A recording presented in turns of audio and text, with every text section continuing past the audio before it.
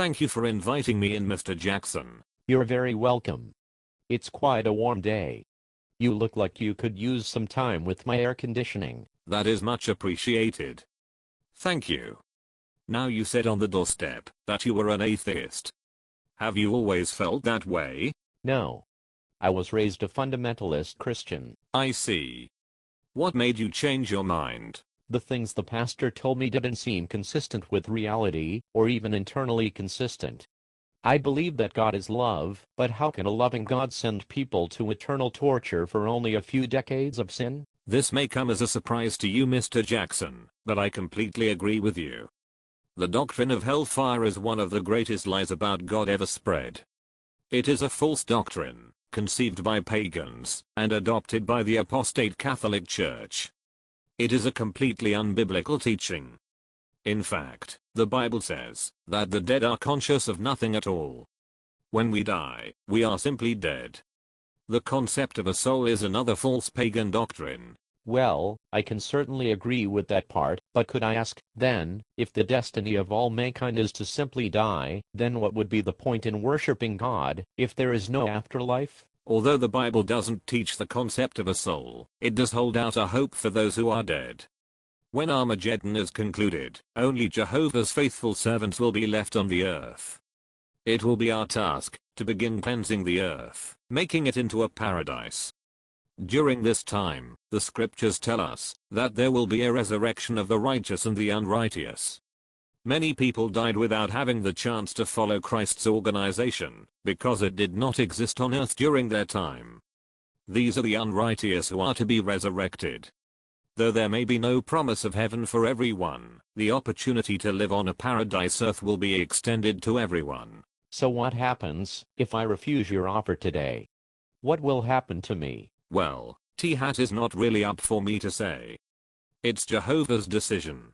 So you're telling me you have absolutely no idea of the consequences of refusal? Is there no known criteria for getting this reward? If that's the case, why are you knocking on doors?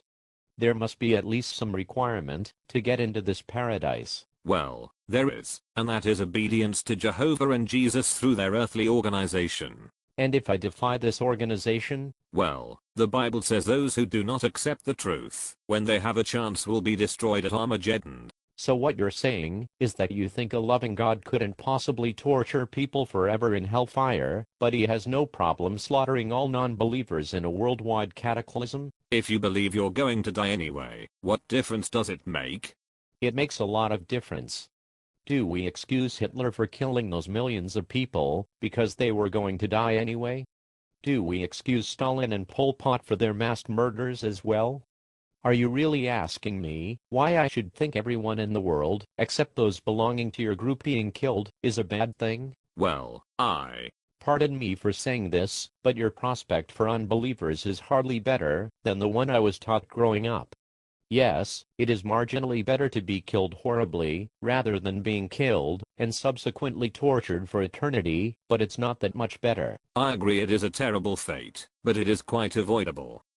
Unfortunately, we find that many have been so misled about the Bible they dismiss it completely.